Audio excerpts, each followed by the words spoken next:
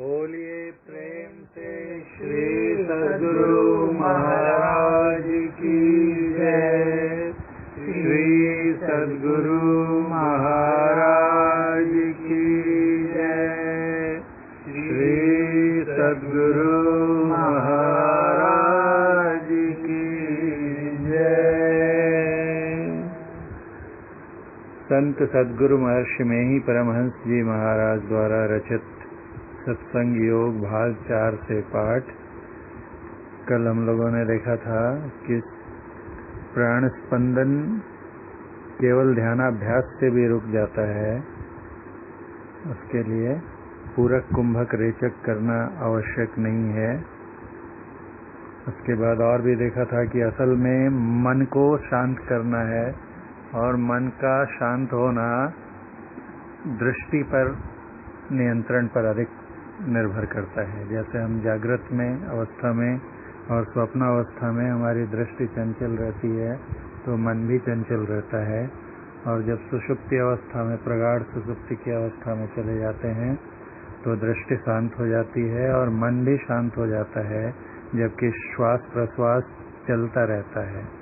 इससे यह सिद्ध होता है कि मन के निरोध के लिए दृष्टि निरोध अधिक महत्वपूर्ण है। वैसे भी दोनों सूक्ष्म है तो एक दूसरे की सहायता मिलना स्वाभाविक है, जबकि श्वास स्थूल है। इसके आगे 96 दृष्टि के 4 भेद हैं। जागृत की दृष्टि, स्वप्न की दृष्टि, मानस दृष्टि और दिव्य दृष्टि। जागृत की दृष्टि, जब जगे हुए रहते हैं तब जो भी देखना होता है वो जागृत की दृष्टि से होता है। जो कुछ भी अपने इर्द गिर्द देखते हैं, हम सपने में चले जाते हैं उस समय भी दृश्य देखे जाते हैं। उस समय जो दृष्टि काम करती है उसे स्वप्न की दृष्टि कहते हैं। और अभी जागृत की जो दृष्टि होती है उसके लिए आँखों का खुला रहना आवश्यक है। खुली आँखों से ही ना जागृत में अवस्था में हम लोग देख सकते हैं।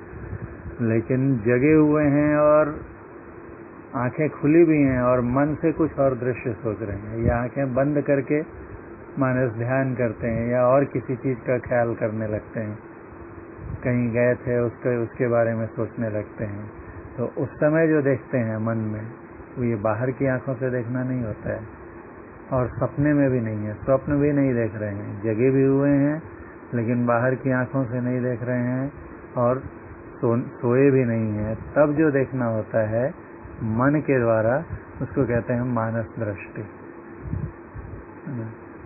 मन से कहीं गए थे, वहां का दृश्य अपने सामने सोचो तो उपस्थित हो जाता है, या किसी जाने पहचाने रूप पर अपने मन को लगाने से वो रूप भी सामने आ जाता है। मानस ध्यान में भी हम लोग जो करते हैं वो जो दिखाई देता है, अगर दिखाई दिया, सफलता मिली तो मानस दृष्टि से ही दिखता है। लेकिन मानस दृष्टि के साथ क्या है कि जो पहले से देखा हुआ दृश्य है उसी को देख सकते हैं। जिस जगह पे कभी नहीं गए, कुछ नहीं किया, उसके बारे में अगर कोई मानस दृष्टि से देखने को कहे तो क्या देख पाएंगे। ये 3 दृष्टियां हो गई, जागृत की दृष्टि, स्वप्न की दृष्टि और मानस दृष्टि। और एक चौथी दृष्टि होती है। 3 दृष्टियां अमूमन प्राय हम सबके पास रहती हैं, लेकिन दिव्य दृष्टि भी रहती है, लेकिन उसका जो है उन्मेष हुआ नहीं रहता है, बंद रहती है। दिव्य दृष्टि कब खुलती है? जब हम स्थूल और सूक्ष्म की संधि पर पहुंचते हैं, जब आज्ञा चक्र में हमारा ध्यान लग जाता है और स्थूल से निकल के सूक्ष्म में चले जाते हैं, तब जो चीजें हम देखते हैं उनको साधारण मनुष्य या इन सामान्य आंखों से, सामान्य दृष्टि से, मानस दृष्टि से भी नहीं देखा जा सकता है। एक बार दिव्य दृष्टि से देख लिया और फिर उसके बाद उसको मानस दृष्टि से देख सकते हैं। जैसे यदि किसी को बिंदु दिख गया तो बिंदु दिखा, वो दिव्य दृष्टि हो गई, लेकिन अब वो ध्यान से उतर आया तो क्या दिखा था, या अंदर सूक्ष्म लोक में चला गया, वहां जो दृश्य थे उनकी कल्पना करके उनको देख सकता है। लेकिन दिव्य दृष्टि जो है पहली बार जो दिखता है वो साधारण दृष्टि से दिखना संभव नहीं है। वो तभी होता है जब हमारे अंदर की आंख खुलती है, चाम चश्म नहीं। जब अंदर के चक्षु खुल जाते हैं, नेत्र खुल जाते हैं, तब जो अंतरलोकों का दृश्य दिखाई देता है, कहते हैं वो दिव्य दृष्टि से देखता है। तो इस प्रकार दृष्टि के 4 भेद हुए, जागृत की दृष्टि, स्वप्न की दृष्टि, मानस दृष्टि और दिव्य दृष्टि। स्वप्न में भी मन ही काम करता है, लेकिन उस समय हमको पता, हमारे कंट्रोल में नहीं रहता है। अभी जैसे हम मानस दृष्टि हमारी है तो हम सोच कर उस चीज का ध्यान कर सकते हैं, क्योंकि हम बाहर से सचेत हैं और फिर भी सोच रहे हैं और दृश्य कर रहे। तो स्वप्न की दृष्टि और मानस दृष्टि में ये अंतर है। दृष्टि के पहले तीनों भेदों के निरोध होने से मनोनिरोध होगा। पहले तीनों, जागृत की दृष्टि, स्वप्न की दृष्टि और मानस दृष्टि सब बंद हो गई, तब क्या होगा? दिव्य दृष्टि खुल जाएगी और मन भी शांत हो जाएगा। पूरा खत्म नहीं होगा, शांत होगा, शांत होगा, शांत होगा, सुंदर होगा, सुधर जाएगा। दृष्टि के पहले तीनों भेदों के निरोध होने से मनोनिरोध होगा और दिव्य दृष्टि खुल जाएगी। दिव्य दृष्टि में भी एक बिंदुता रहने पर मन की विशेष ऊर्ध्व गति होगी और ऊपर ऊपर एक बिंदु पर ही अगर सिमटे रहे, जैसे सूक्ष्म लोक में भी एक बार बिंदु में घुसे और सूक्ष्म लोक में इधर उधर देखने लग गए तो फिर फैल गई दृष्टि।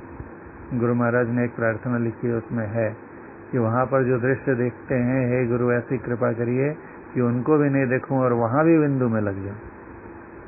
सूक्ष्म लोक में भी जो कुछ देखने में आ रहा है उन दृश्यों को भी छोड़कर और वहां भी केंद्र में, सामने बिंदु में, तो फिर और ऊपर ऊपर ऊपर बढ़ते चले जाते हैं। दिव्य दृष्टि में भी एक बिंदुता रहने पर मन की विशेष ऊर्ध्व गति होगी, नहीं तो उसी स्तर पे जहाँ पहुंचे वहीं घूमते रह जाएंगे। उससे और ऊपर के मंडल, सूक्ष्म लोक में भी बहुत सारे मंडल है ना। सूक्ष्म लोक में जहाँ तक रूप ब्रह्मांड है, वहां पर जैसे ही अंदर घुसते हैं तो एक आज्ञा चक्र से घुसे, आज्ञा चक्र और सहस्रार के बीच में भी कुछ चीजें दिखाई देती हैं। एक बार जिक्र आया भी था कि उनके इन दोनों के बीच का शब्द या दृश्य। फिर सहस्रार चक्र खुलता है या सहस्त्रदल कमल होता है, वहां पर फिर दिखता है।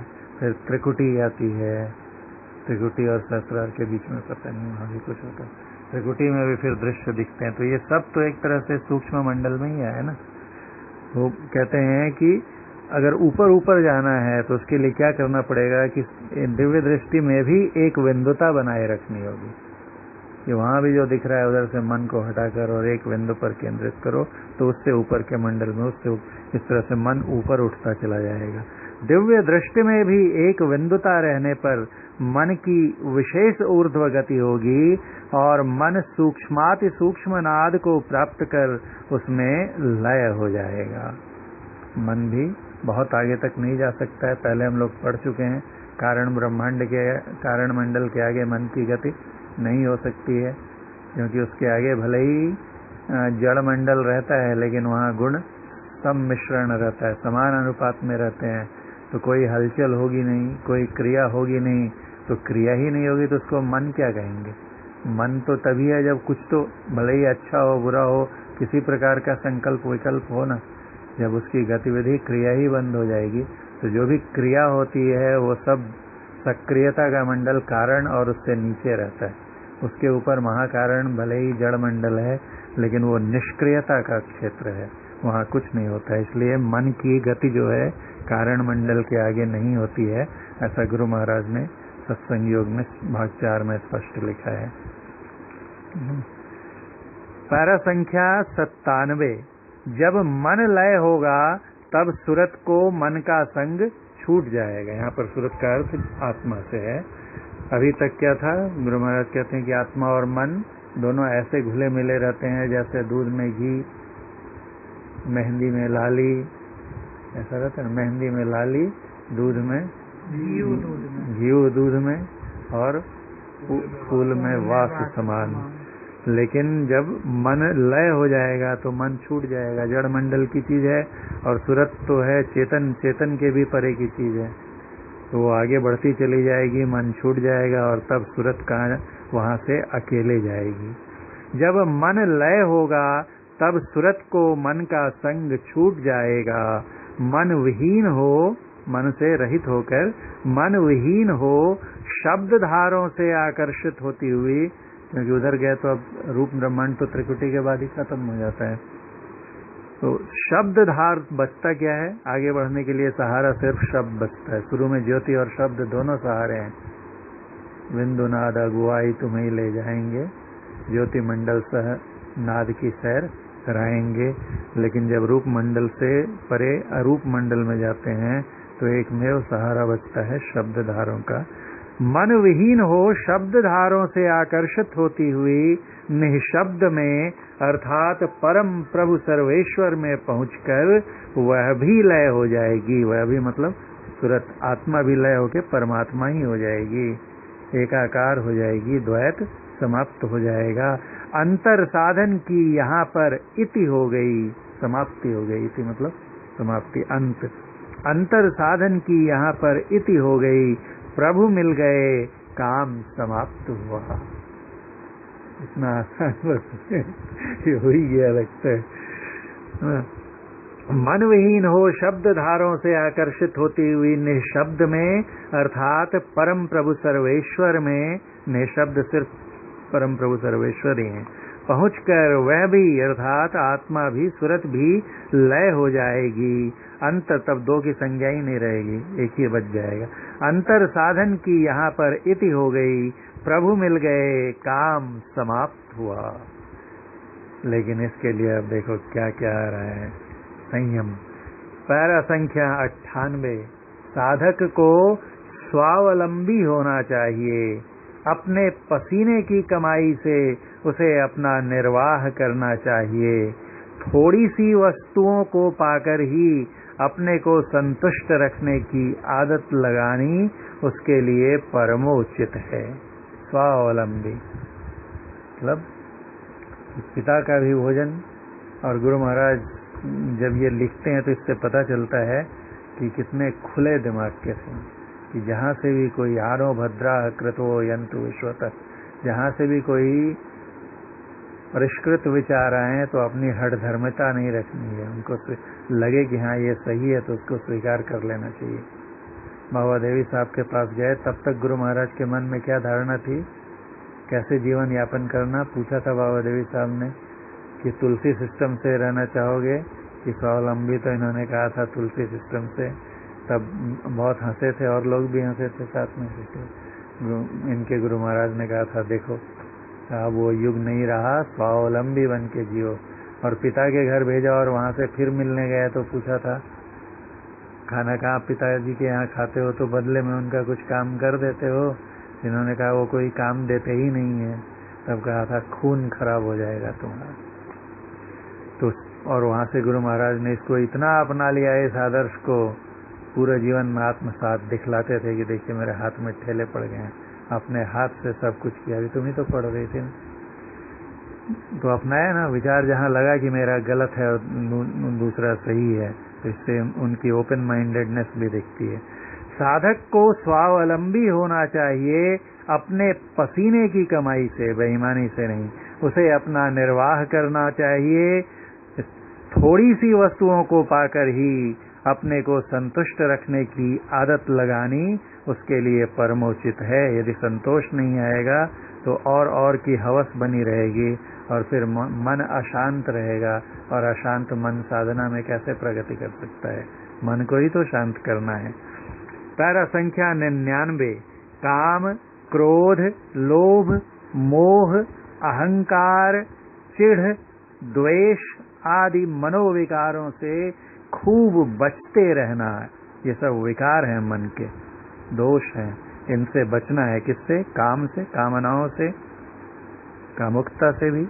क्रोध, लोभ, लोभ किसको कहते हैं? दूसरे की चीज को देख के मन में विकार आ जाना कि काश ये मैं ले लूं, ऐसा। मोह, आसक्ति।